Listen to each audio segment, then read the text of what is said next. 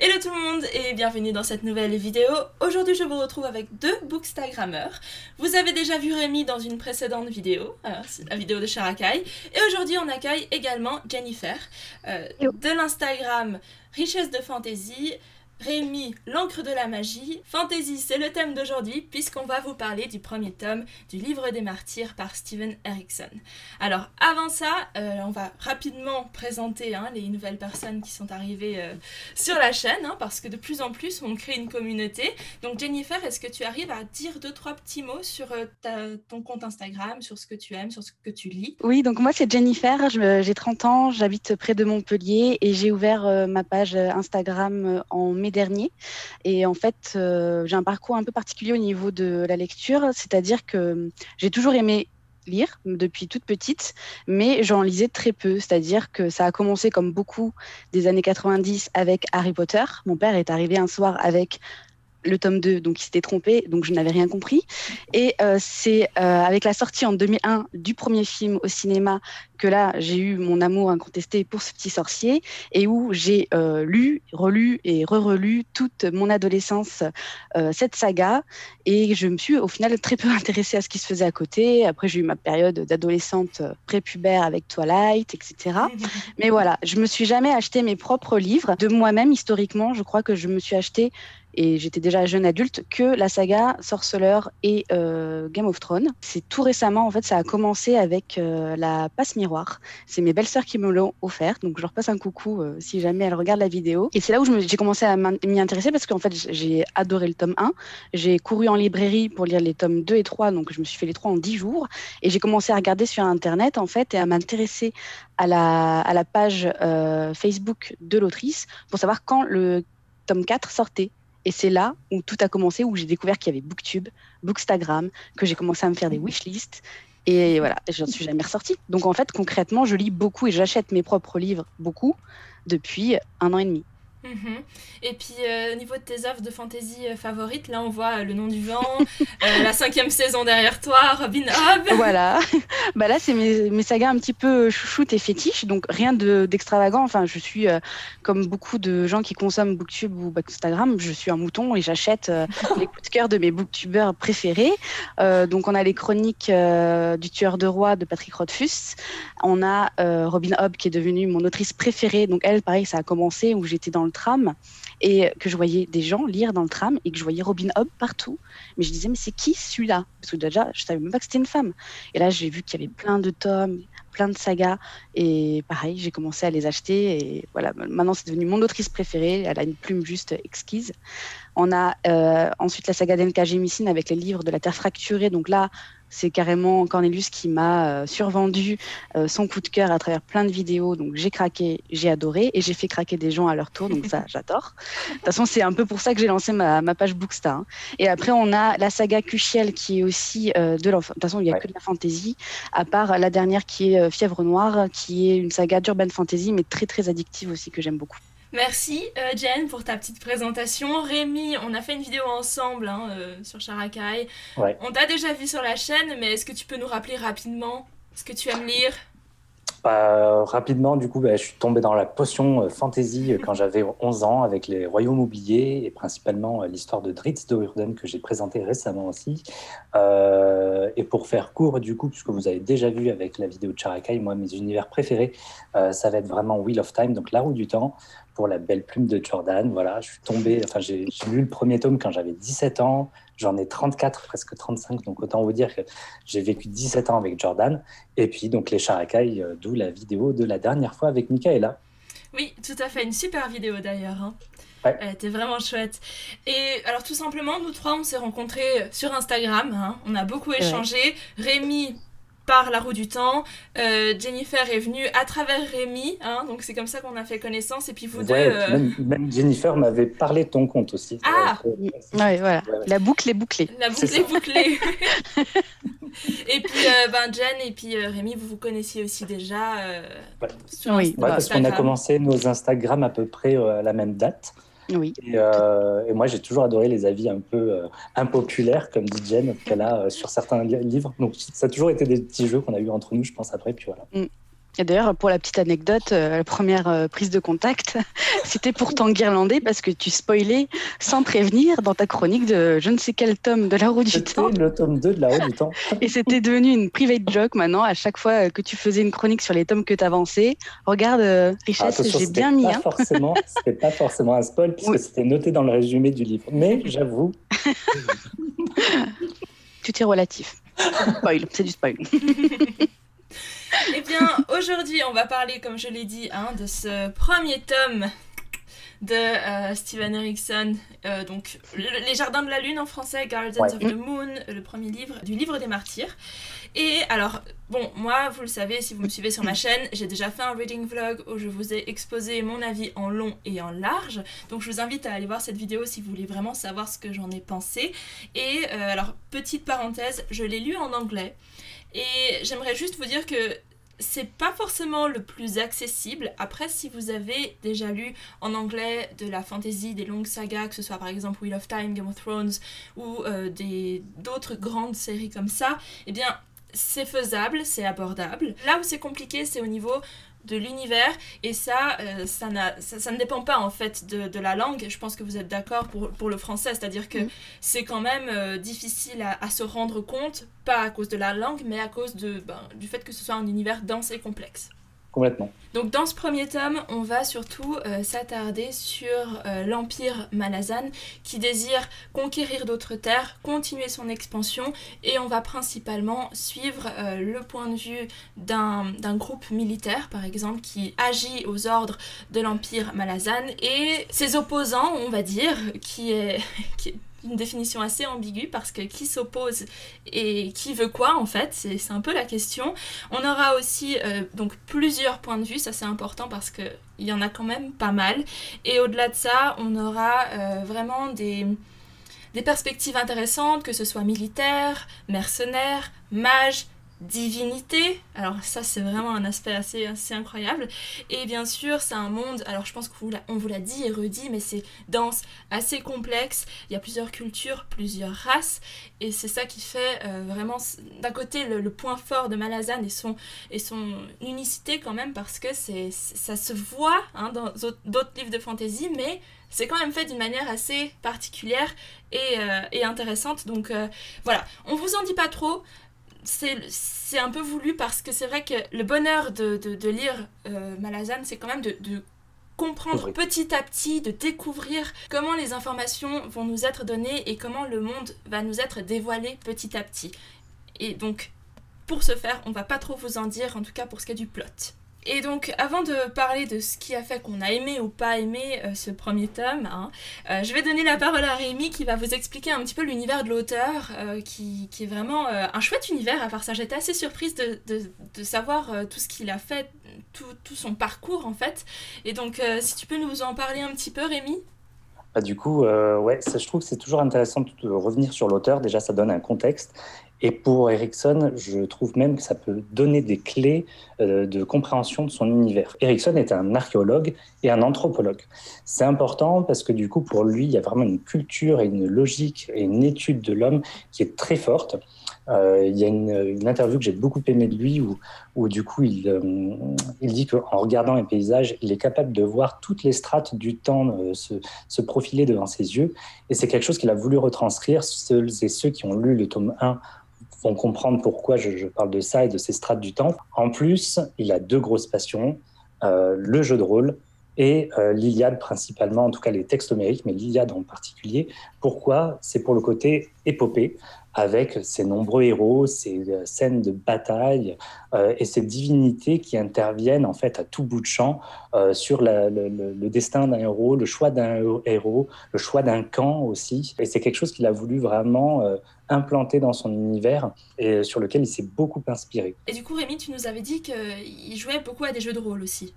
Oui, c'est quelque chose qu'il a fait avec le co-auteur finalement de l'univers Malazan, puisque là, c'est que le cycle du livre des Martyrs dont on parle, mais donc avec Yann Esselmont, qui est son co-écrivain. Et donc, ils ont joué à plusieurs jeux de rôle, dont les Donjons et Dragons, qui ont sûrement dû l'inspirer. Moi, je suis un lecteur des Royaumes oubliés, donc c'est un univers un peu en parallèle des Donjons et Dragons. Il y a beaucoup de clichés qu'on peut retrouver là-dessus. Et puis, toujours dans cette même ordre d'idées, il y a des influences qui l'ont marqué, comme il dit dans cette interview, dont les Glenn Cook, donc avec les Annales de la Compagnie Noire, où on va suivre justement une bande de mercenaires ou de militaires en tout cas. Donc on retrouve bien ce côté récit militaire. Et puis aussi les Morcook, dont le cycle d'Elric principalement, et ça vous découvrirez plus tard pourquoi.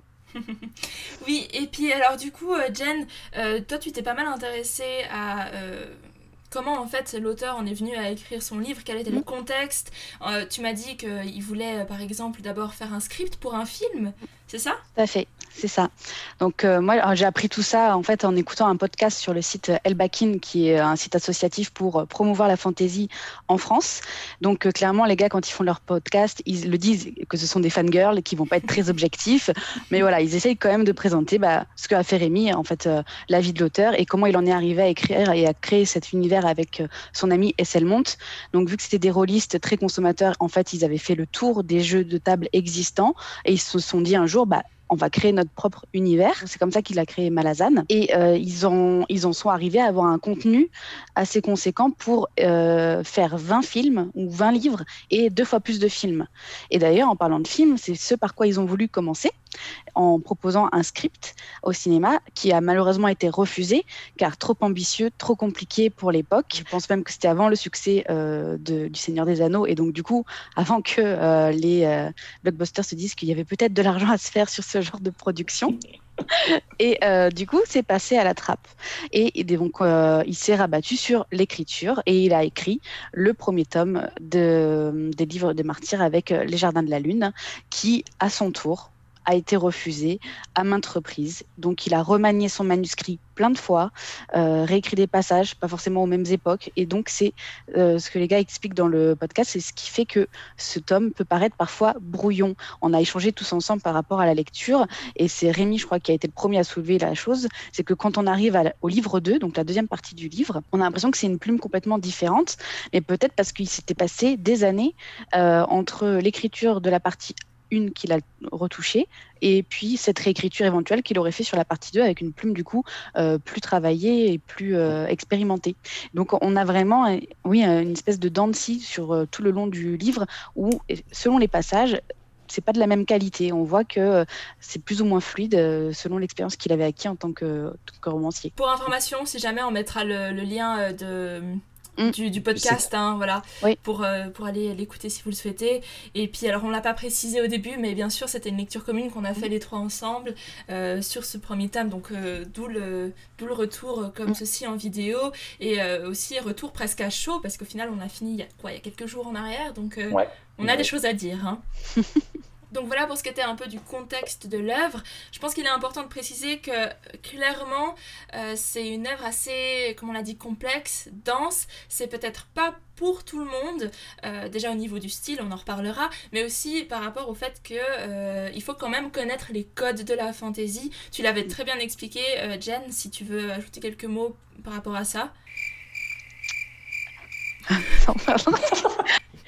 J'ai rien noté de ça tout à l'heure. Mais en fait, je pense que tu as dit en fait l'essentiel de ce que j'avais. C'était le code. C'était le code. Okay. Ça. Effectivement, je pense que vu que son œuvre, il joue avec les codes de la fantasy, se lancer en tant que néophyte qui n'en a jamais lu, voire même jamais de la fantasy adulte, qui a l'habitude de jongler avec ces informations qui sont denses, si on rajoute en plus au style qui est particulier d'Erikson d'amener ces informations, je pense que ça fait un peu trop de challenge différents à endosser et à assumer pour en faire une lecture agréable, et ce serait dommage de ne pas procéder dans l'ordre et de monter un petit peu en difficulté et de subir cette lecture qui pourrait être géniale quelques années après plus d'expérience en tant que lecteur.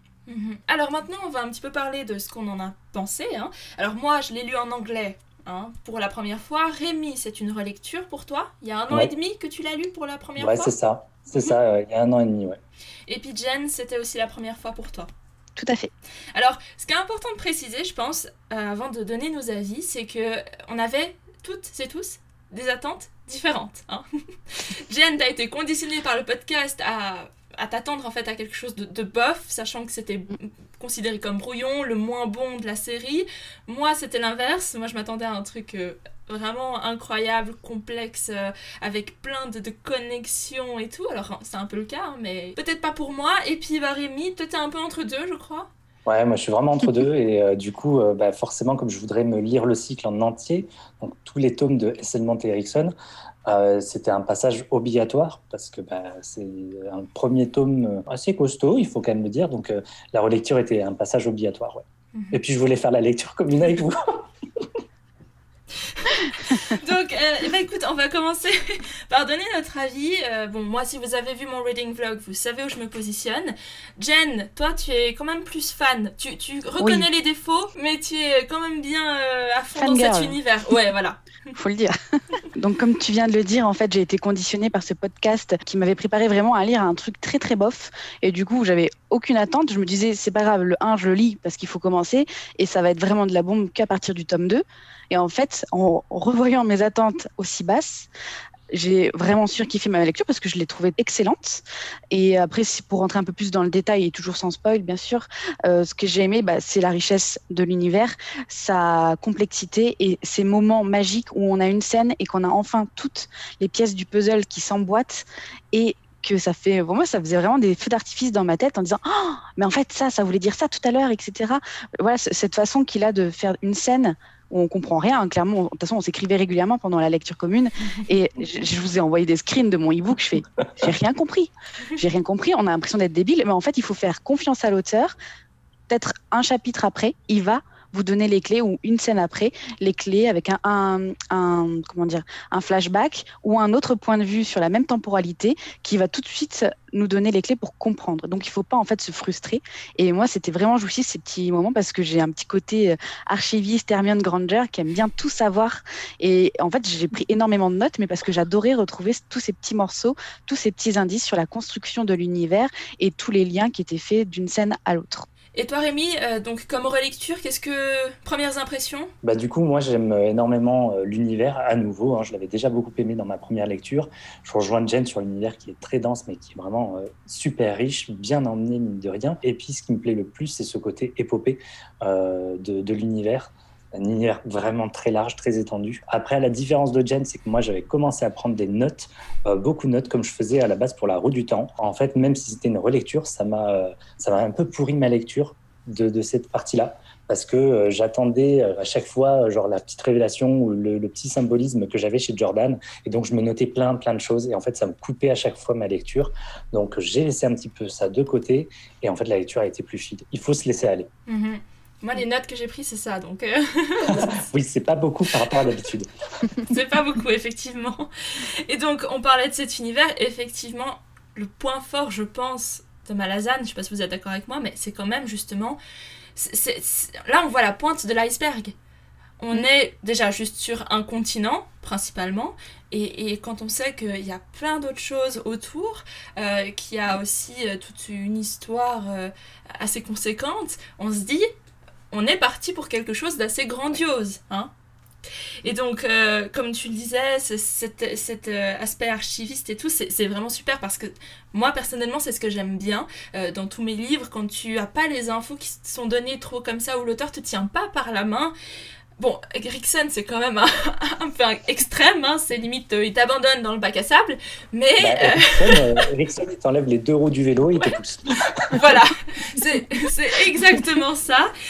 Et du coup, moi, j'apprécie. C'est quelque chose que j'aime dans mes lectures. C'est extrême dans Erickson, certes, mais c'est quand même un plaisir de faire les connexions, comme tu disais, hein, Jen. Et puis les révélations, elles te sont données au compte-gouttes.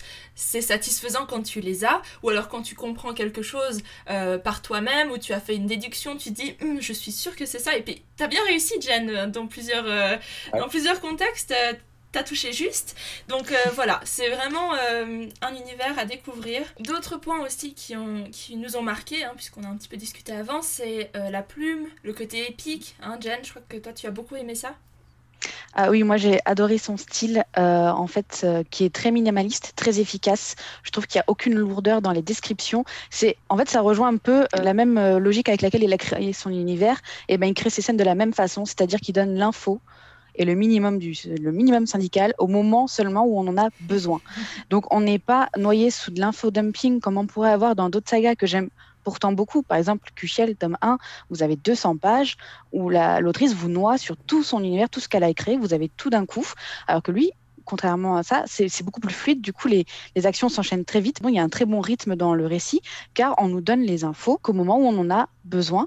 Et en plus, les scènes, je les ai trouvées très cinématographiques. On sent de toute façon qu'il a d'abord écrit des scripts, parce qu'on a vraiment cette impression d'une caméra externe qui filme une scène, qui voit tout, même si on est à l'intérieur d'un personnage. Donc, Ouais, on a vraiment cette impression de caméra qui filme les scènes, même si on est dans un personnage narrateur. J'ai parfois des difficultés dans des bouquins à me représenter les scènes ou les personnages. Et là, je trouve qu'il s'est donné une essence, une dégaine, une allure à ces personnages et une ambiance à ces scènes en très peu de mots.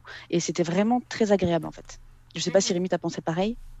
On a très peu d'infos finalement sur la morphologie, à part quelques-uns des personnages, mais on n'a pas de mal à se les imaginer.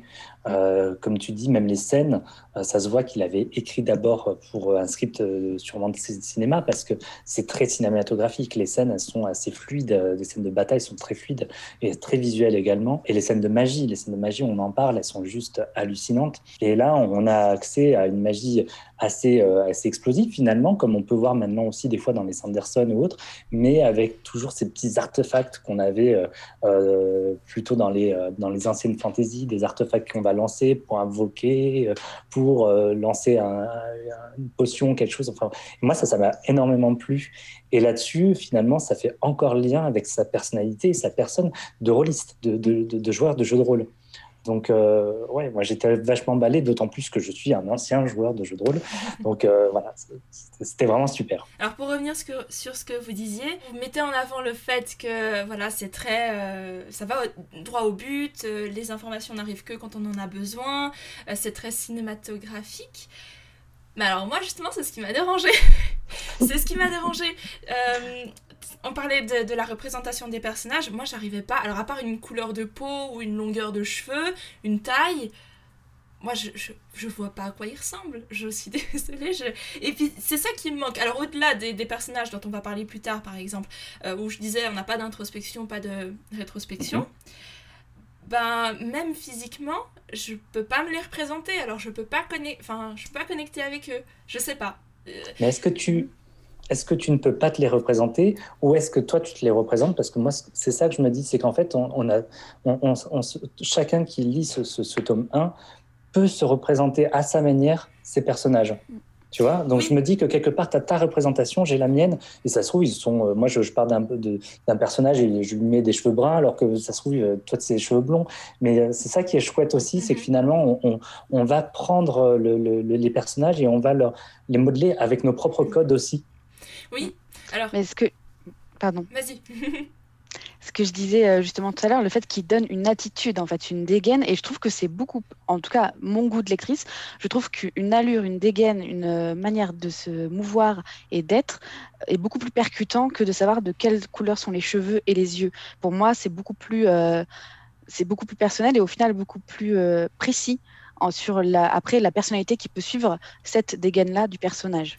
Ouais, tout à fait. Et c'est là que différents types de lecteurs vont préférer différentes choses. Des lecteurs vont préférer avoir tout sur le papier, comme Le Nom du Vent que tu as derrière toi, Jen. D'ailleurs, c'est presque l'antithèse de Steven Erikson. Ou alors, d'autres lecteurs vont préférer avoir pas trop d'informations pour laisser plus de place à leur imagination, à leur projection, et ainsi presque modeler, adapter l'univers à leurs attentes. Et c'est peut-être pour ça que certaines personnes adorent, c'est qu'ils n'ont pas trop de barrières comme ça et qu'ils peuvent... Alors après, voilà, c'est un type de lecteur. Hein. Ça n'a rien à voir avec le livre, ça complètement. Dépend. Donc... J'ai souvent cette image que je vous avais dite, c'est comme une rencontre amoureuse au bout d'un moment, quand vous êtes un peu lassé de tomber sur des... Voilà. vous attendez maintenant, c'est la phrase, vous savez, moi maintenant je veux des mots et je veux des actes. Et ben, en fait, du coup, Erikson, il est très dans les actes. Il va des fois manquer ce côté mot pour justement l'introspection. Et ça, on te rejoint complètement. Je parle pour Jen aussi, mais ce qu'on avait dit, on te rejoint complètement sur ce point négatif, entre guillemets. Alors que d'autres vont être axés sur les mots, Tolkien par exemple. Et il va manquer des fois ce petit acte en plus pour justement favoriser l'imagination du lecteur. Moi, personnellement, ça ne m'a pas manqué. Ouais. Je suis d'accord, surtout, j'ai regardé le vlog de Michaela, qui est super bien argumenté. Ouais. Je suis d'accord avec tout ce qu'elle a soulevé comme point faible. C'est juste qu'ils ne m'ont pas dérangé parce que, je ne saurais pas comment expliquer, mais moi, par exemple, le fait qu'on ait une caméra externe, comme au cinéma, j'ai trouvé que ces personnages étaient de très bons acteurs. C'est-à-dire que certes, on n'avait pas une voix interne qui nous détaillait énormément ce que le personnage ressentait, mais au cinéma non plus. Et c'est justement, on en revient à nouveau à la dégaine, à la posture, toutes ces scènes de dialogue, par exemple, où les personnages sont toujours en train de se mouvoir, de se tourner les uns vers les autres, d'être tendus, de regarder en secret une personne avec qui il y a un conflit qui date. Tout ça, voilà, je trouve que ces personnages sont de très bons acteurs et que moi, j'ai pas eu ce besoin d'être dans leur tête pour m'imaginer ce qui pouvait bien se passer dans sa tête. J'ai pas eu besoin de ces mots-là, mais après, effectivement, du coup, chacun a son interprétation sur telle ou telle scène. On va pas être d'accord sur. On en parlera dans la partie spoiler. On avait relevé des choses ensemble, ou selon voilà ce qu'on s'est imaginé de ce que pensait tel ou tel personnage. On parle d'un truc sérieux à une blague, peut-être. Voilà. Et puis, je sais plus qui d'entre vous deux disait ça l'autre jour, mais c'est plus du show don't tell, donc montre au lieu de dire, au lieu de raconter. Et ça, c'est tout à fait Erikson. Et, on est sur de la communication totalement non-verbale avec Erikson, pour le coup. Enfin, totalement. Il y a aussi des échanges entre les personnages qui nous donnent une direction de leurs actions et de leurs futures actions et de leurs futures décisions. Mais il y a beaucoup de choses, comme dit Jen, dans la façon de se mouvoir ou juste un regard qu'ils vont avoir entre deux personnages où il y a quelque chose qui se passe et en tout cas, on comprend quelque chose. Après, libre à l'interprétation de chacun. Et aussi, la multiplicité des points de vue, elle est intéressante parce que, comme tu disais, Jen, tu vas avoir parfois la même action, mais vue sous différents points de vue. Tu auras plus d'infos avec un point de vue qu'un autre. Ça, j'ai bien aimé. Moi, j'aime bien quand il y a plusieurs points de vue. Après, comme je l'ai dit dans ma vidéo, par exemple, vers la fin, sans spoiler, ça commence à s'accélérer. Tu changes de plus en plus vite de point de vue.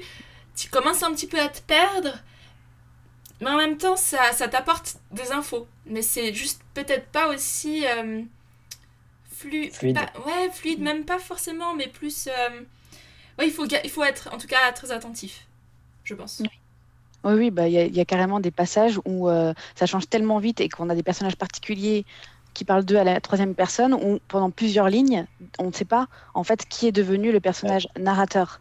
Et je pense qu'effectivement, ces derniers chapitres où l'action s'enchaîne beaucoup auraient mérité peut-être un petit peu moins de changement de scène, parce qu'à mon sens, effectivement, ça n'a pas apporté plus de tension ni plus de suspense, juste plus de flou. Et si de mon côté, je devais soulever vraiment un seul défaut au livre et qui du coup m'a déçu, mais parce que je l'ai senti surtout sur la fin, ça découle directement d'un point fort en fait. Erikson nous amène les infos au compte-gouttes qu'au moment où on a besoin de le savoir, sauf qu'en fait on se rend compte en plein climax qu'on n'avait pas la moitié des clés de l'univers et du coup on a l'impression que tout se déroule sur des Deus Ex Machina, avec des twists qui sortent de nulle part, dont on n'a jamais entendu parler jusqu'à présent, et qui donnent du coup un sentiment de facilité et de scénaristique pour sauver les miches de ces personnages. Alors que oui, lui, il a certainement tout en tête depuis le début, mais il y a certains éléments, ça aurait vraiment pas coûté grand-chose de les intégrer plus tôt au détour d'un discours ou d'un dialogue.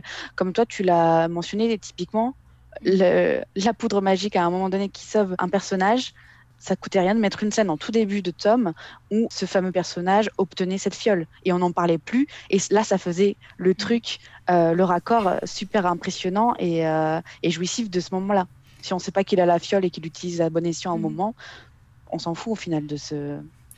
Et aussi du coup ce côté d'anticipation dont je parlais, c'est-à-dire que dès le moment où tu sais qu'un certain personnage a certaines clés en main, là tu te dis il va l'utiliser, il va pas l'utiliser, il va le faire, il va pas le faire. Donc je pense que c'est juste une question de... Comme tu disais, il a tellement retravaillé son texte, peut-être qu'il a décidé d'enlever certains bouts, ou alors d'accélérer certains événements, je sais pas, mais d'où ce côté, alors j'ai pas envie de dire ça parce que c'est très négatif, mais un peu brouillon dans le sens où tu vois que effectivement, c'est comme j'avais une métaphore pour dire ça, je vais la ressortir ici, c'est comme s'il avait posé le carrelage, mais il avait oublié de faire les joints. Voilà, c'était... On peut repartir sur les termes du cinéma, il y a des faux raccords. Voilà, ouais. Oui. Mais est-ce que c'est des faux raccords parce que justement, il y a eu ce laps de temps où il a réécrit, ou est-ce que ce ne sont pas des faux raccords et c'est entre guillemets voulu, sans être voulu, mais parce que c'est son style de aussi rôliste, à mener des campagnes du coup de bataille sur table, etc., où les actions s'enchaînent très vite les unes après les autres, et puis souvent à la fin, on écrit ce petit script, ce petit scénario de la journée de jeu de rôle qu'on a passé tous ensemble et qu'on donne tout ça à nos copains. Qui lui-même a écrit ces genres de scénario de campagne, pour moi, j'étais vraiment dans un scénario de jeu de rôle.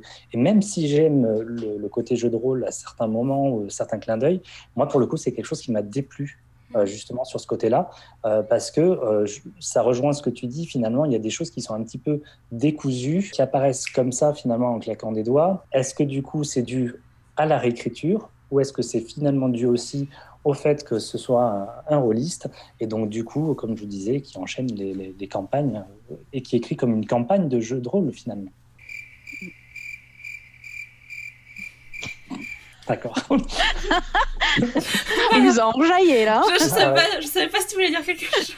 Et puis du coup, pour un petit peu continuer sur cette idée cinématographique et tout, tu le disais à un moment de gêne, c'est-à-dire qu'à un certain moment, on est par exemple dans le point de vue du personnage, où on voit les choses à travers ses yeux, et il y a des moments où en fait non, t'as une omniscience, où tu vois les personnages évoluer, mais sans forcément être dans leur tête, et j'ai l'impression qu'on saute d'un point de vue à l'autre. Et ça, c'était mon problème, c'était les personnages. C'est-à-dire qu'on n'était pas assez avec eux, on ressentait pas les mêmes choses qu'au moment où ils les vivaient, et du coup, c'était bizarre, parce qu'en même temps, t'as l'impression d'être omniscient, mais t'es quand même dans le personnage, mais tu ressens pas ce qu'il ressent. Enfin, j'étais désorientée, en fait. J'avais pas de point de repère. Là-dessus, je suis d'accord. Effectivement, on dirait que l'auteur, il a pas tranché, en fait, entre son choix de focalisation. Soit rester tout le temps avec un narrateur externe, et dans ce cas-là, c'est pour ça qu'on a cette sensation de caméra, ou avec un narrateur interne, et dans ce cas-là, on sait tout ce que le personnage pense. Et effectivement, il y a peut-être le cul entre deux chaises entre ces deux styles de focalisation qui donne cette impression d'être un peu partout en même temps, quoi. Ouais, c'est un petit peu la cacophonie à certains moments, mais au final, encore une fois, ça va dépendre de comment on va apprécier le livre, on va le prendre en main dans la lecture, parce que finalement, on rejoint à chaque fois chacun nos points positifs ou négatifs, et on est d'accord à chaque fois sur chacun. Donc effectivement, on est un petit peu d'accord sur les personnages. Après, comme on l'a dit, ça dépend toujours de ce qu'on recherche dans une lecture. Là, en l'occurrence, c'est très basé sur l'action. Et puis, bon, voilà. Vous voyez, vous avez bien aimé. Rémi, toi, je crois que t'es un peu plus entre deux, dans le sens où t'es un petit peu déçu de pas avoir tout en main, en fait, de garder tout en tête. Ouais, c'est ça. Première lecture, je l'ai beaucoup aimé. Deuxième lecture, honnêtement, j'ai adoré ma relecture. Mais en fait, je me suis rendu compte qu'un an et demi après, mis à part peut-être la trame de 2-3 personnages, il me manquait énormément d'infos. C'est-à-dire que ce que j'ai lu, j'en avais perdu une bonne partie. Et c'est très rare, en tout cas, quand je lis quelque chose. Il y a des livres que j'ai lus au collège, l'État de Williams, par exemple, le tome 1 de l'Arcane des épées, j'ai lu le tome 1 quand j'étais au collège. Je m'en souvenais encore de ce que j'avais lu grosso modo, forcément.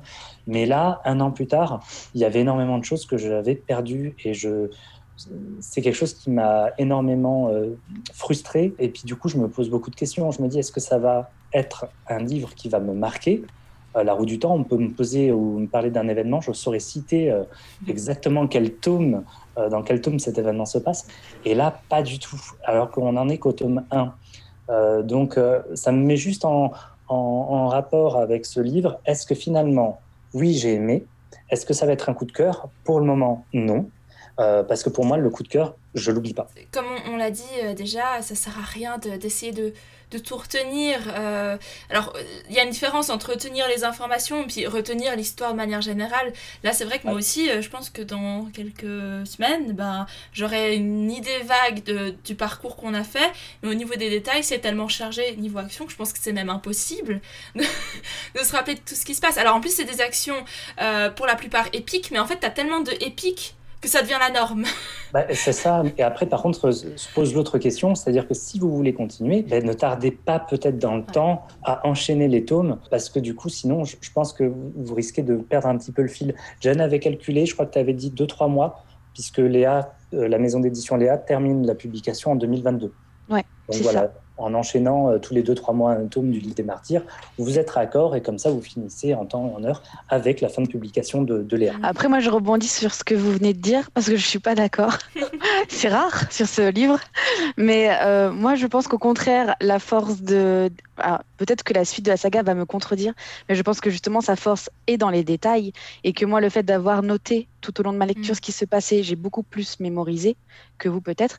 Peut-être que ce manque d'infos que tu arrives à retenir, Rémi, c'est tout simplement parce qu'il y a beaucoup de choses qui se passent. Au final, 600 pages chez X.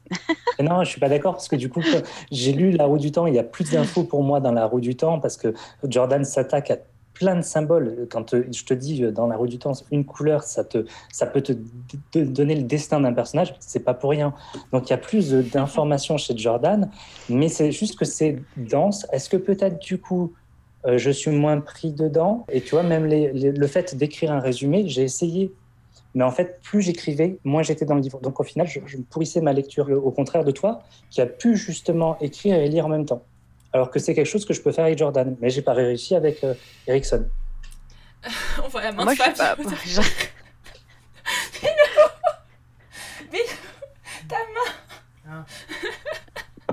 Pour rebondir sur ce que tu as dit Rémi, je suis plus ou moins d'accord avec toi. Je ne saurais pas dire si dans Jordan il y a plus d'infos, mais je pense que l'équivalent d'un tome de Erikson, c'est 3 de Jordan. Parce qu'en fait, l'info, elle est plus étalée, plus peut-être subtile. Bon, subtile. Les deux sont subtils, mais c'est 2 types de subtils différents. Mais Jen, est-ce que tu n'es pas d'accord, c'est ça? Oui, mais peut-être que je me suis mal exprimée quand Rémi a repris la parole. Je voulais vraiment parler du nombre d'actions. Il y a énormément d'actions. Tout est action, de toute façon, on le dit depuis tout à l'heure. Et que c'est peut-être ça, ce nombre d'infos que Rémi n'a pas su mémoriser et ça n'a rien à voir avec le fait que ce sera ou pas un coup de cœur. Je sais pas, je spécule. Oui. Non, mais tu as raison, il y a beaucoup d'actions. Voilà, c'est de la spéculation. C'est dur d'ingérer toutes les actions et surtout de les garder. Parce que finalement, tu as pu faire le résumé, mais bon, déjà peut-être de l'avoir écrit, ça va te rappeler des choses, mais si tu ne l'avais pas fait, et moi je ne l'avais pas fait à ma première lecture, tu vois, je ne suis pas sûr que tu aurais non plus tout en tête. Tellement que justement, comme tu dis, c'est des actions qui s'enchaînent sur des actions, sur des actions, sur des actions. Donc il y a moins ce temps mort où tu as la capacité aussi de digérer ce que tu as écrit, ce que tu as lu, pardon. Mais je pense aussi que ça, c'est une saga qui demande la relecture et que tu apprécies encore plus quand tu relis. Parce que certainement que quand tu auras les éléments de la fin, lire le début, mais tu vas être là, ah oui, mais je comprends, maintenant le détail, il est là. Et sûrement des choses que peut-être, Jen, t'auras même pas relevées dans tes résumés, tu sais. Oui. Et je pense que c'est vraiment une saga qui plus tu la relis, plus elle devient meilleure. Oui, de toute façon, moi, je veux espérer que les suites des tomes ne vont pas me contredire. Et typiquement, ces sagas avec plusieurs niveaux de lecture, j'adore ça en fait. J'adore ça parce que du coup, la relecture a du sens. Tu le relis pas que juste pour retrouver un univers, tu le relis pour comprendre des choses que tu n'as pas compris lors d'un premier passage. Donc, dans tous les cas, de toute façon, on l'a compris, hein, je suis complètement fan de la saga. Mais voilà, j'ai été conditionnée par ce podcast qui m'a fait m'attendre à quelque chose tellement rien. Et j'ai eu tellement plus que voilà, ça a été vraiment un réel bonheur tout du long. Vraiment, tous les aspects qu'on a évoqués sont je les partage. Il y a vraiment des très bonnes choses. Moi, c'est juste que c'est les personnages où j'ai pas pu passer outre, en fait. Et je pense que, hormis ça, pour moi, ça aurait été peut-être pas un coup de cœur, mais en tout cas une très très bonne lecture et j'aurais du plaisir à lire la suite. Je pense lire la suite parce que tout le monde m'a convaincu de c'est mieux après. Je vais essayer de voir comment ça commence, mais en tout cas, le deuxième tome m'intrigue parce que ça se passe déjà sur un autre continent. Hein, apparemment, et dans un setting un peu désertique et tout, moi j'adore ça.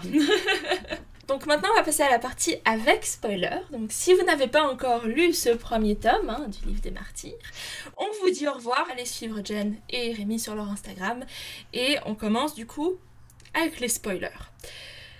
On va pouvoir parler concrètement des choses. Et Rémi, je crois que tu voulais commencer en donnant un point qui a fait que tu as vraiment adoré l'univers. Je t'écoute. Je pars du point de vue que je pense tout le monde au moins aura noté en lisant le livre des martyrs. C'est cet univers très dense, mais très enrichissant et très riche qu'on a tous, je pense, aimé. Et moi, ce que j'ai adoré, c'est justement ce côté archéologue, anthropologue de Erikson, avec son histoire qui se passe sur plus de 300 000 ans d'existence. Donc, on va remonter à de la préhistoire. Ce que j'ai adoré, voilà, c'est ce lien finalement où le temps n'est pas juste concis sur une période donnée, où oui, l'empire malazan est en pleine expansion, mais en fait, il y a quelque chose qui se prépare depuis la nuit des temps et dont on va revenir au fur et à mesure, je pense, dans des flashbacks comme on a pu avoir dans les rêves de Krupp, avec cette préhistoire qui est juste de la préhistoire fantasy, quoi. Mm-hmm.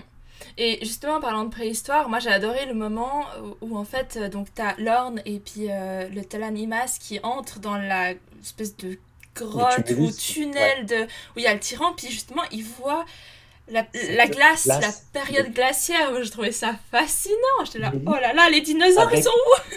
Avec des peintures, je crois qu'ils sont pas si loin que ça, mais avec des peintures sous la glace, sur la glace. Ce Talan Imas aussi, comme tu dis. Ça, c'est un personnage qui a beaucoup plu à Jen aussi, mais c'est juste incroyable. Et puis il y a cette espèce de magie. Alors, on la sent petit à petit. C'est un truc très instinctif. Il y a des scènes, moi en tout cas, qui m'ont donné des frissons, que ce soit sur l'univers ou la magie. Ce côté préhistoire. Comme je parlais de cette ancienne magie, moi j'ai aimé donc forcément la magie un petit peu explosive, mais la magie d'artefacts. Et il y a le personnage de Ben le Vif qui au bout d'un moment balance une fiole volée au grand mage Techren. On ne sait pas trop si c'est volé, emprunté, bon ça c'est un petit peu voilà. Et de là sort un démon et c'est une magie d'invocation du coup très old school qui m'a fait beaucoup penser au Royaume oublié. Et voilà, j'ai adoré ce moment-là et voilà, c'est des scènes comme ça qui permettent, je trouve, de changer aussi par rapport à ce qu'on peut voir en fantasy, même si c'est pourtant du déjà vu quelque part, parce que pour moi en tout cas sur de la old fantasy, mais j'ai pris mon pied sur ces petits événements comme ça voilà, qui m'ont marqué. C'est un bon exemple de soft magic en fait, oui. C'est-à-dire qu'il n'y a rien. Et je pense que même les personnages eux-mêmes ne comprennent pas comment leur magie fonctionne.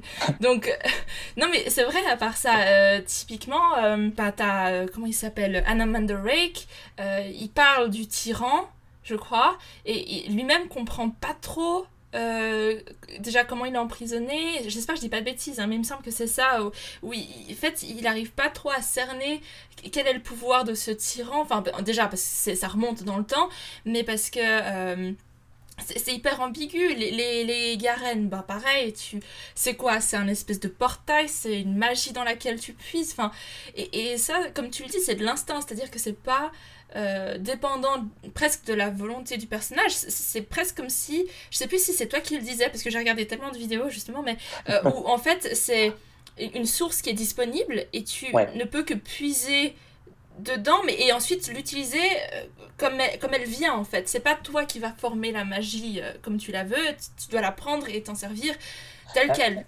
On peut s'en poser plein de questions, c'est-à-dire que ces Garen, il faut absolument qu'on en parle, on n'en a pas parlé, et pour le coup, c'est quand même la magie principale de l'œuvre d'Erikson. Ces magies, comme tu dis, c'est finalement des espèces de voies de transport, où ils peuvent, je sais pas, se déplacer plus rapidement, où ils utilisent peut-être leur magie qui vient de la Garen pour ce déplacement plus rapide, ils y puisent dedans, mais est-ce que, alors ça, je ne sais pas du tout les réponses, mais ça peut être des spéculations, en tout cas, moi, c'est quelques-unes que j'en ai, quand on parle d'ascendant. Moi, j'ai compris que ce sont des humains, enfin des mortels, ou en tout cas des personnes qui peuvent faire une ascension. Et peut-être obtenir une garenne. Peut-être, je sais pas. Je sais pas du tout. Tu vois. J'ai regardé du coup le glossaire à la fin de ma lecture, comment dire, la rubrique ascendant. Dedans, il y avait tous les personnages, que ce soit Ombre Trône ou les compagnons, Anomandarek, tout ça, ils ont mis. Donc je pense qu'au final, ascendant Dieu veut dire la même chose. Hein. Il y avait pas de rubrique Dieu. Bah, Ou c'était la même, je sais plus. Ouais, mais par exemple, une divinité, et là pour le coup c'est bien dit dans le récit, Ténèbres. Ténèbres est une divinité, je ne suis pas sûr qu'elle soit dans les listes des ascendants. Donc Ténèbres, qui est la mère d'Amnomanderek, est une des divinités primordiales. Bah, pour moi, la différence, elle est vraiment entre ascendant et puis le Elder God. Voilà, c'est ça. Qu'on voit aussi. Pour moi, ça, c'est vraiment... C'est différent. Le Elder God, il a plus de... Je sais pas si c'est de pouvoir ou oui, s'il est plus ancien ou si c'est un dieu et puis les autres, justement, on passe de humain à dieu. Puis que... Enfin, je sais pas. Aussi, si les enfants d'un dieu, les ascendants, je sais pas. Puisque Anamandarek est le fils de Ténèbres. Je sais pas. Ouais. Mais c'est vrai que dans les ascendants, tu vois, il y a marqué Kerul, qui est donc un ancien dieu. Ah. Donc, on ne sait pas trop. Ouais. Par contre, Ténèbres n'y est pas. Et Ténèbres, on sait que c'est une divinité primordiale. Donc, oui, là, et toute la question et la difficulté d'une première lecture, c'est que tu ne sais pas, mais... C'est ça. Et d'où l'intérêt de la poursuivre, même si tu n'en as pas beaucoup aimé le tome 1, n'est-ce pas, Michaela, pour avoir de plus en plus de clés. Et voilà, et finir ce boulot d'archiviste quand on commence et qui est intrinsèquement lié au fait qu'il soit anthropologue, archéologue et qu'il est écrit avec de la préhistoire dans son récit. Autre petit point qui peut faire office de magie pour le personnage aussi, c'est qu'on l'a remarqué tous les trois, c'est aussi un univers qui n'est pas sexiste.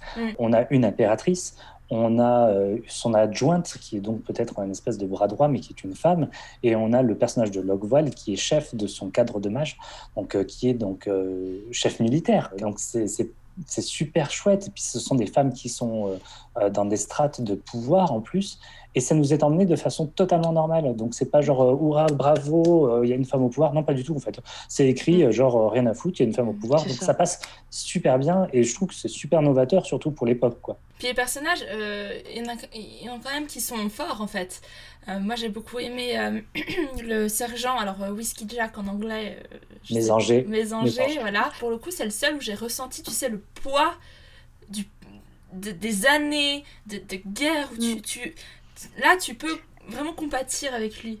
Ouais, mais c'est là où aussi ces personnages sont chouettes, outre le fait qu'ils soient pas du tout sexualisés et qu'à la limite leur sexe n'a aucune importance dans le rôle qu'ils jouent dans l'univers.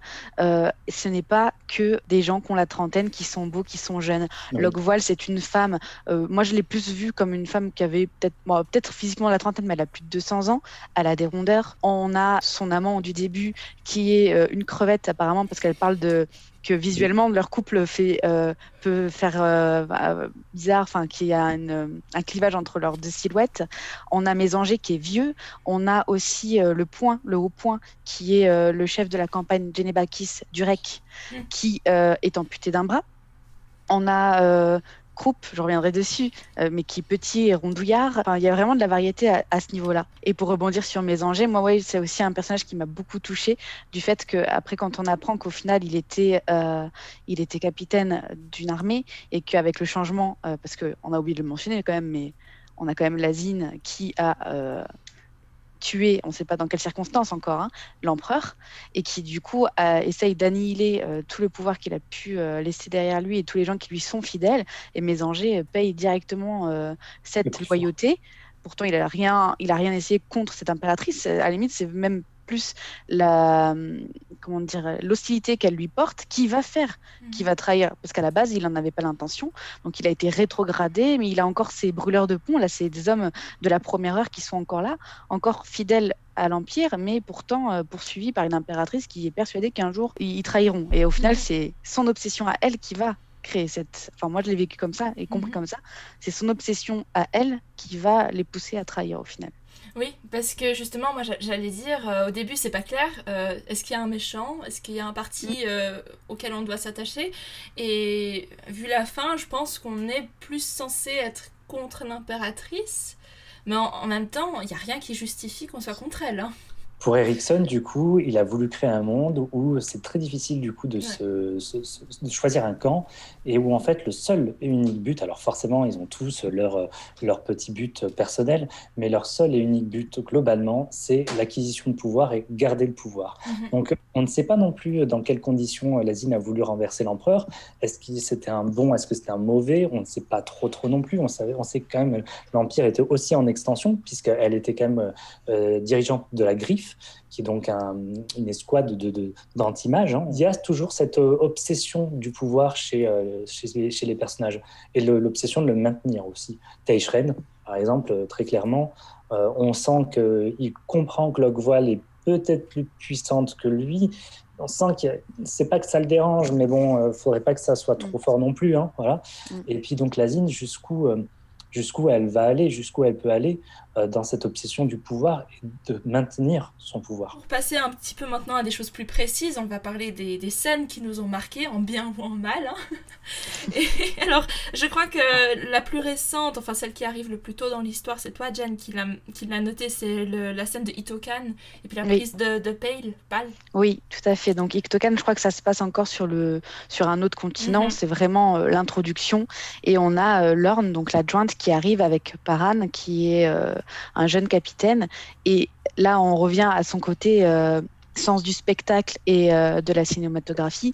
C'est que la scène, on le sent, le carnage, il y a les corbeaux, il y a l'amoncellement des cadavres, on sent vraiment la sauvagerie qu'il y a eu, et pourtant on n'a pas vu la scène, et toujours en très peu de mots. Enfin, moi, j'ai pas eu ce sentiment qu'il y avait des paragraphes entiers de description, avec toujours une plume et une description efficace. Et aussi là, très peu de temps plus tard dans le récit, où on a cette bataille de Pale, je sais pas comment on dit, qui est juste hyper impressionnante, avec cette lune au-dessus de la cité, depuis lequel on a compris qu'il y avait une entité, Anomanderek, qui a l'air surpuissant, qu'on voit qui répond, parce qu'il y a des mages qui attaquent cette lune avec de la magie, et lui il répond avec de la magie beaucoup plus surpuissante, qui est appelée à ce moment-là, j'ai plus le nom, mais qui est de la magie ancienne.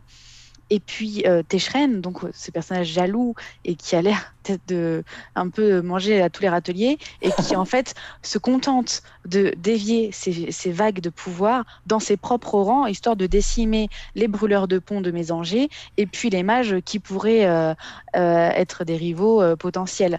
Et cette scène, enfin moi je vois le film au cinéma clairement. Et c'est aussi une introduction assez intense au début du livre, parce qu'on a quand même deux personnes qui sont coupées en deux. Oui. Avec la magie, on a Toupé, voilà, et puis le copain de Logvoil qui est aussi quick et ouais. D'ailleurs, après, un grand merci à Marc Simonetti, puisque c'est la scène qu'on voit sur la couverture. Qui a été quand même franchement bien faite. Ah ouais, mais je trouve qu'il a vraiment respecté. Enfin, ça se voit qu'il a lu le récit avant. Ça se voit qu'il a lu, et après, alors il y a d'autres covers qui existent depuis le temps, même en VO. Il y en a une qui reprenait un petit peu ça, mais le personnage était tout seul. Que là, on voit vraiment bien du coup les brûleurs de pont avec et puis l'armée autour. Donc j'aime particulièrement celle-là. Et ça, c'est pour la VO. Alors c'est pas celle-là, Michaela. Du coup, c'en est une autre avec. Alors je crois qu'elle date des années 90, de toute façon, ben oui. Et vous avez juste en fait un immense sable désertique, une cité, une vraie lune, et un mage tout seul, tout en noir, et qui lance de sa main un genre d'éclair zébré. Donc franchement, c'est de Marc Simonetti. Parce que justement, je me demandais qu'est-ce que représente la cover anglophone, et je pense que du coup, c'est le beffroi de Darougistan, la tour de Karoul. Il me semble, ouais. Donc cette scène, oui, très marquante. Et encore avant ça, moi, c'est là où je me suis dit, c'est vraiment bien parti. C'est la scène où il trouve mes regrets, voilà, tant que je traduise. Et alors déjà, il y a ça, alors je sais plus comment elle s'appelle, Riga, non Riga, voilà, qui meurt parce que je sais plus quel soldat la frappe et tout, c'est horrible. Et après, il s'empare de mes regrets et il lâche les chiens. Ces gros machins sur la ville. Mais quelle horreur, parce que c'est peut-être le seul moment où il y a de l'anticipation. Tu te dis, les chiens, ils sont lancés, ils vont arriver sur cette ville, ils vont faire un carnage. Et tu le vois, le carnage après, tu vois. Mais clairement, là, je rebondis, hein, mais du coup, là, ce que tu viens de mentionner, c'est typiquement les passages où on est perdu. On arrive, Iktokan, c'est Ouais, quoi? Qu'est-ce qui s'est passé? Il y a un massacre, et Ouais. bim, bam, flashback, où on voit un autre point de vue, un flashback en même temps, où on est du coup dans les yeux de cette petite pêcheuse qui va voir l'armée arriver et lâcher les chiens. Mais c'est qu'à la fin de la scène, on se dit, ah d'accord, ok, mais c'est ce qui s'est passé sur la scène de Ah carnage non. qu'on venait de nous exposer. Et ce jeu de puzzle tout au long de ma lecture, c'est vraiment voilà, ça que j'ai aimé faire. Et puis il attend pas longtemps non plus. Non, voilà, C'est ça qui est assez chouette parce que finalement, des fois, on peut être perdu parce qu'en fait, il nous donne une clé, mais genre des chapitres plus loin. Là, c'est pas le cas. C'est assez mm, court en termes d'attente quand il va donner la clé ou quand il va donner l'explication de quelque chose. En tout cas, moi, j'ai trouvé que j'avais pas beaucoup d'attente, donc mm. c'est bien. Moi, je pensais que c'était après, c'était mes souvenirs qui sont erronés. Mais oui, donc il y avait cette scène-là. Ensuite, une scène marquante, c'était, je crois, la scène du repas. Enfin, elle est très subtile, cette scène. Il n'y a pas grand-chose qui se passe au niveau action. Et je pense que c'est justement un de ces seuls moments où on a toute la tension qui est construite Ah, sur peu de choses, en fait. c'est tendu, la scène du repas, elle est hyper tendue. On se retrouve avec des personnes qui, à la base, finalement, ont tous comploté les uns contre les autres, ou presque, en tout cas, sans que certaines le sachent, ou après ils s'en rendent compte. Jen, toi, tu as quelque chose à dire par rapport à la scène que tu disais que finalement tout le monde... Oui, c'est à cette scène-là qu'on se rend compte qu'en fait, ils se sont tous déjà vus, ou en tout cas, ils ont tous été ensemble dans le prologue. Où le prologue, je crois, on est sur l'île de Malaz. Il y a Paran qui a 12 ans, qui n'est pas encore capitaine, mais qui rêve d'être dans l'armée, et qui, 9 ans plus tard, est déjà broyé par ses responsabilités. Et au final, on se rend compte que tout le monde était là. Il y avait Lazine qui n'avait pas encore renversé l'empereur. Il y avait Lorne qui se cachait dans la ville, parce que Logvoil faisait partie des mages qui étaient en train de tout raser et, sur les ordres de l'empereur. Et on avait, je crois, Mésanger aussi, qui était dans le coin et qui disait à Paran, surtout, rentre pas dans l'armée, quoi.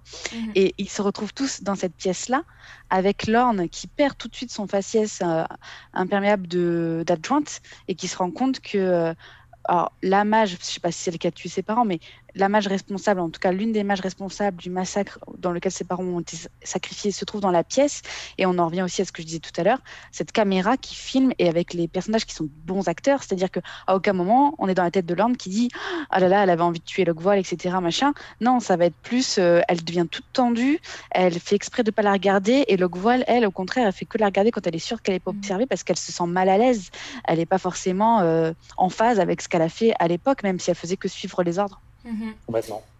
Et puis cette scène du tout début, justement, j'ai adoré cette phrase toute bête, mais c'est quand je crois, c'est Whiskey Jack, j'ai déjà oublié, Mésanger qui dit, je crois, à Paran, surtout si tu veux vivre une vie tranquille, ne te fais pas remarquer des dieux.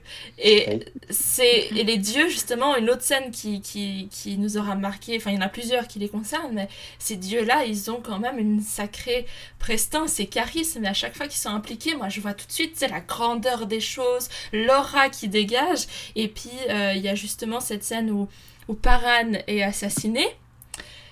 Et il se retrouve à la porte une porte où il y a des cadavres dessus, je crois. La porte de Ghoul. Voilà, t'as le nom, moi j'ai oublié. Et j'ai pris des notes. Et puis t'as justement les jumeaux qui sont là. Ah mais est-ce qu'on le tue? Est-ce qu'on le laisse à sa destinée? Qu'est-ce qu'on fait? Puis c'est là où ils s'impliquent dans leurs affaires. Et puis tu te dis, non mais c'est incroyable cette interaction entre humains, dieux. Et puis en fait leur monde est hyper proche, c'est pas comme si c'était quelque chose de lointain et inaccessible, c'est comme s'ils étaient presque dans le même monde, si c'était un monde parallèle peut-être, tu vois, un truc comme ça.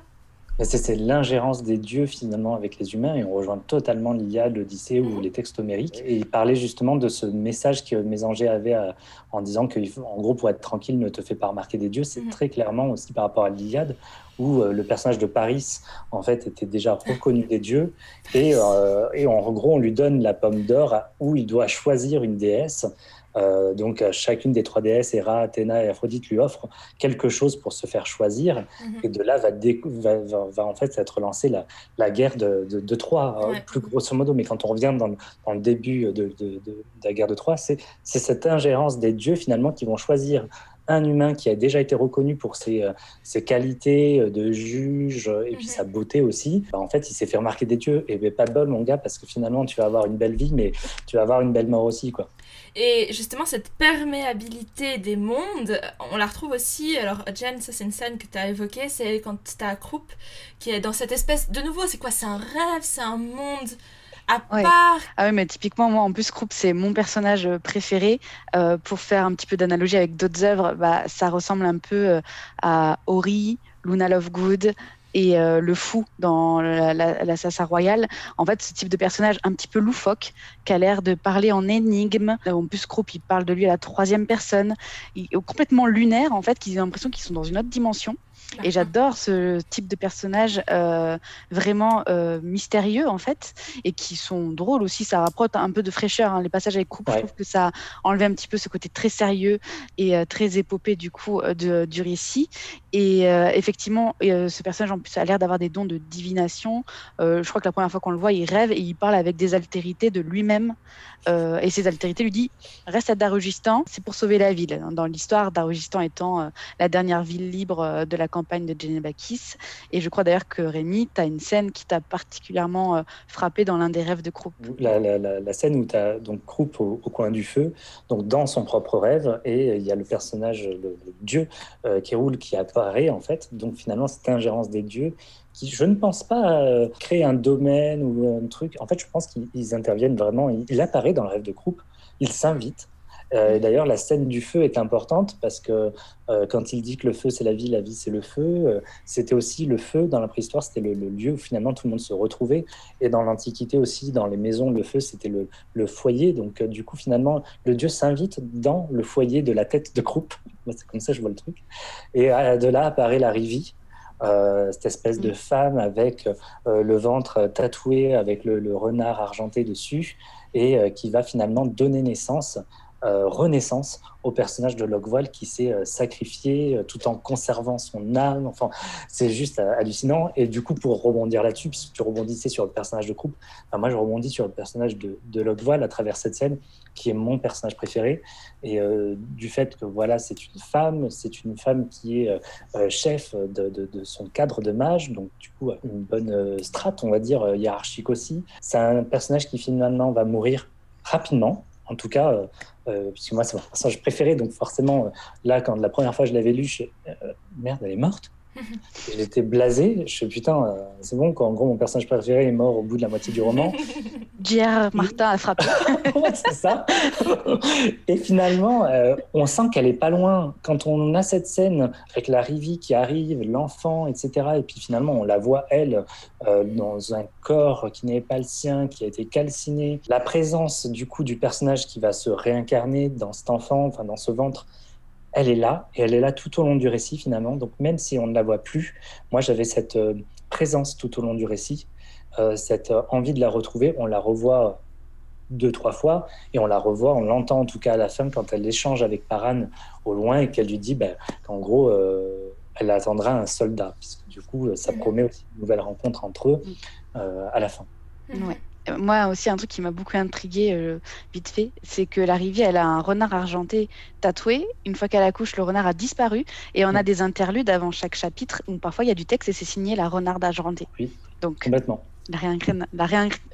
Réincarnation. Donc Merde Réincarnation. Donc la réincarnation potentielle de Logvoil en renard argenté, ou en tout cas son nouveau nom dans sa nouvelle vie. On ne sait pas. Ouais. Mais moi, clairement, j'ai vu le lien, ouais. Et en plus, j'ai bien aimé ce passage avec ce peuple de la Rivi, je sais plus comment ils sont appelés, parce que ça donne quand même aussi un petit aperçu d'une toute autre culture. Parce que j'ai presque l'impression qu'ils attendaient, en fait, limite, cette réincarnation. Enfin, tu vois, il y a encore tout un mystère, et je pense que ça va être beaucoup plus éclairci par la suite, forcément, mais ça a piqué ma curiosité, en tout cas. Mais je ne sais plus quel personnage, je ne pense pas que ce soit Keroul qui le dit, parce qu'il y en a un autre qui est là présent en même temps, il me semble, et il dit justement qu'il est déçu de ne pas voir ce que deviendra la scène, Logvoil, enfin en tout cas le personnage. Et du coup, je crois que c'est la Rivi ou Keroul qui lui dit justement que si en fait tu seras là dans 300 000 ans, mais en gros sous une autre forme. Enfin, et là, tu te dis, mais what? Et c'est juste exceptionnel, quoi. Et là, tu fais directement le lien du coup avec une autre scène que j'ai adorée où tu as Lorne qui est en train de se rendre alors à Pale ou à Darujhistan, je ne sais plus, et où elle se fait attaquer. Et donc déjà, on rejoint aussi le fait que c'est pas du tout sexiste parce que même moi en tant que femme, j'étais formatée, je m'attendais pas du tout à ce que ce soit une combattante aguerrie. Et d'un coup, en fait, elle se fait ses assaillants, voire même celle qui sauve les miches de ces hommes qui ne survivent pas. Et il y a ce moment où bon, le dernier assaillant a l'air de prendre le dessus et tu as un Telan Imas qui sort du sol avec son glaive qu'empale le type sur toute la longueur de son corps. Et là, tu apprends que c'est une espèce de mort-vivant, mais doué de conscience et qui parle. C'est juste en fait une ancienne race et qui sont immortels, on ne sait pas pourquoi encore, depuis 300 000 ans. Mm-hmm. Et moi, cette scène, elle m'a vraiment marquée pour toutes ces surprises en fait qu'il y avait à nouveau encore en très peu de mots, en très peu de pages. Et puis ça montre aussi la diversité des races parce qu'il y en a plusieurs et les Telan Imas c'est hyper fascinant hein, parce que c'est comme des zombies en fait et puis justement alors bon petit négatif c'est qu'on n'explore pas tellement les autres races hein. Là on a les Telan Imas qui sont mis en avant mais par exemple les Barghast par exemple ça on n'en a pas trop parlé il y en a un dans le clan de ceux de Darujhistan mais enfin je crois peut-être que je confonds parce que au point où j'ai noté les personnages je sais plus mais ouais donc pas encore trop d'autres cultures d'autres races oui mais pas d'autres cultures mais c'est vrai que le Telan Imas il est assez impressionnant et pour rebondir sur la scène que tu cites ça montre et puis ça revient aussi à ce que t'as dit Rémi que les personnages quelque part ils sont pas invincibles, ils sont en danger et ça j'apprécie beaucoup parce que bon quoi que ça se discute hein, parce qu'il y a quand même des moments où ils se font sauver les miches je sais pas comment mais pour quelques-uns en tout cas c'était évident qu'ils sont en danger, on peut les perdre. On a peut-être perdu Toc le jeune, que j'aimais beaucoup, on sait pas, mais il a été effacé comme ça en 2 secondes.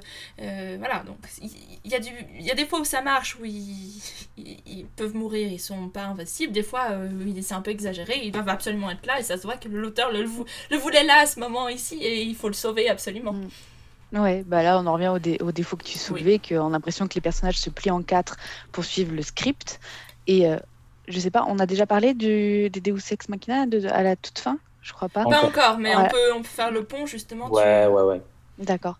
Et où effectivement, ça m'a déçu à la fin, ce qu'on disait tout à l'heure dans la partie non-spoiler, où arrivé aux 3/4 du livre, en fait, au final, on n'avait toujours pas toutes les clés, et que le gros méchant de l'histoire, qui est censé être Raest, enfin, c'était l'arme ultime de l'Empire pour faire tomber la dernière ville de Genebakis, qui était Darujhistan.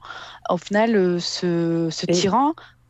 Et pour faire tomber du coup aussi Anomandarek par la même occasion. Oui, voilà. Enfin, voilà, l'arme ultime réincarnée qu'on va chercher dans un tombeau et tout, que personne n'a réussi à faire depuis des milliers d'années. On y arrive et en fait, il meurt, j'ai envie de dire comme une merde, hein, un petit peu sur la scène de fin, en 2-2, avec une graine qu'on a plantée, mais pareil, j'ai pas trop compris le concept de cette graine qui était censée contenir le pouvoir de ce tyran et qui finalement se développe en espèce de cage de bois pour rapatrier son corps. Enfin, oui, d'accord. Et donc, ça s'appelle un Asas. Et oui, le narrateur nous dit d'un coup, oui, c'est l'Asas qui prend... mais qu'est-ce que c'est cet Asas et depuis quand?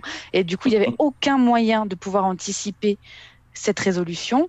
Et du coup, sentiment de Deus Ex Machina à fond. Et en plus, je trouvais que le tyran, il était vachement... caricaturé, genre vous ne connaissez pas l'ampleur de mon pouvoir. Je sais pas, il a gueulé ça à un moment dans la ville, j'étais là, non. Ouais, c'est trop dommage, il avait l'air surpuissant, hyper intéressant, voilà, qui remonte à je sais pas quel âge précédente. Et voilà. Une des trois races fondatrices, du coup. Ouais. Qui ont précédé les humains. Qui ont précédé les humains. Et tu te dis quand même que ils niquent des dragons.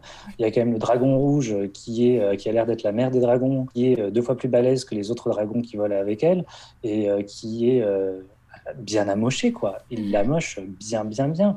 Et au final, comme tu dis, Jen, sa mort, ça se fait enlever. Ouais, il meurt d'un coup d'arbalète explosif. Ouais. Tu viens de te battre contre des dragons qui crachent du feu et c'est un tir d'arbalète d'un sapeur, donc c'est même pas un assassin qui lui tire dessus, parce que oui, c'était la technologie des Morants, mais oui, ça reste juste un explosif. Ouais. Non. En parlant d'explosifs, il y a un truc qui m'a fait trop rire. Alors, je sais pas si j'ai mal compris leurs intentions, mais le camp de Mésanger, ils voulaient genre poser des explosifs aux intersections de la ville. J'étais là, ok. Et en fait, à la fin, ils se disent ah non, merde, il y a les lampes à gaz, on peut pas. Enfin, j'ai pas compris. Ils se sont rendus compte que leur plan était pas efficace parce qu'il y avait le gaz à côté, puis finalement ils voulaient pas faire exploser. Enfin, j'ai rien compris à ce qu'ils faisaient avec leur. Ils arrivent dans une ville qu'ils connaissent pas, ils en connaissent pas l'architecture, et c'est quand ils voient un gris visage qui réalimente le gaz qu'ils se rendent compte que peut-être qu'il y a des tuyaux qui sont exactement là où ils ont mis leurs installations. Et c'est juste si ça y est, ça me revient. C'est juste après le combat avec le Djagout qui endommage le sol, où ils voient une conduite de gaz. Ils se rendent compte du coup de l'architecture et de l'ingénierie de la ville, et il se dit merde, on a mis les explosifs exactement là, et leur but n'est peut-être pas non plus de raser complètement la ville, juste de la prendre, et donc c'est pour ça qu'ils annulent. Et moi du coup là je me suis dit ça serait bien qu'elle pète cette ville, tu vois, pour une erreur humaine, quelque chose d'autre qui la déclenche, un crachat de dragon, peu importe. Et finalement, non. Et du coup, il met cette tension-là, mais il la fait pas péter. Il assume pas jusqu'au bout son danger. Excuse-moi, mais quand tu as des assassins qui volent sur les toits, enfin, en façon de parler, même si les scènes sont magnifiques, mais tu peux au moins te permettre de mettre un assassin dans les égouts pour être sûr que les canalisations sont bien...